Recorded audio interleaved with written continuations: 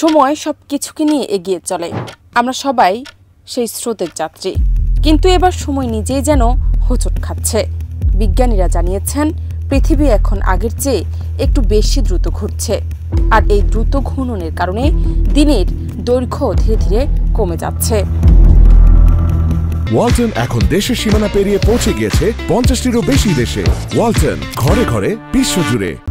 শুনতে অবাক লাগলেও 2025 সালে বিশ্বের সবচেয়ে নির্ভুল সময় পরিমাপক যন্ত্র পরমাণু ঘড়ি এই অদ্ভুত সত্যের সাক্ষ্য দিচ্ছে। দেখা যাচ্ছে এখনকার দিনে পৃথিবী পূর্ণ একবার নিজ অক্ষের চারদিকে ঘুরতে আগের চেয়ে কিছুটা কম সময় নিচ্ছে। মানে আমাদের পরিচিত 24 ঘন্টার দিন আসলে আর পুরো 24 ঘন্টা থাকছে না, প্রতিদিন গড়ে প্রায় 1.4 মিলিসেকেন্ড কম। এই সামান্য পরিবর্তন আপাত দৃষ্টিতে তেমন কিছু মনে না হলেও এর ভেতরে লুকিয়ে আছে অনেক গভীর প্রশ্ন।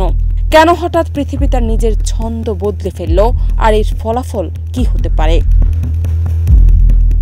বিজ্ঞানীরা জানাচ্ছেন এটি একদিনের ঘটনা নয়। পৃথিবীর ভিতর ও বাইরের একাধিক প্রাকৃতিক উপাদান মিলে ধীরে ধীরে এই পরিবর্তনের জন্ম দিয়েছে।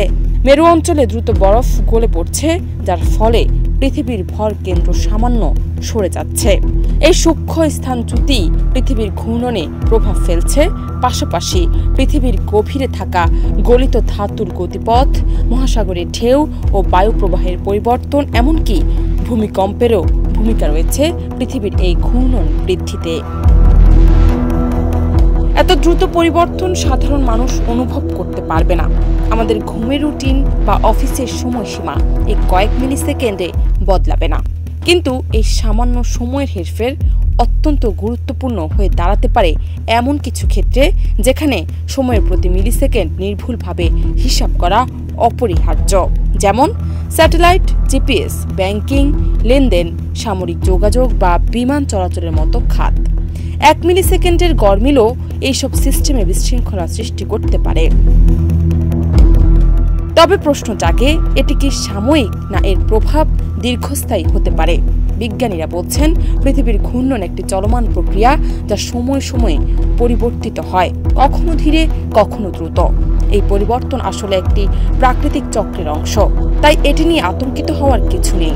ভবিষ্যতে হয়তো পৃথিবী আবার ধীরে ঘুরতে শুরু করবে, আবার এও হতে পারে গতি আরও কিছুটা বাড়বে, তবে সেটা ধাপে ধাপে।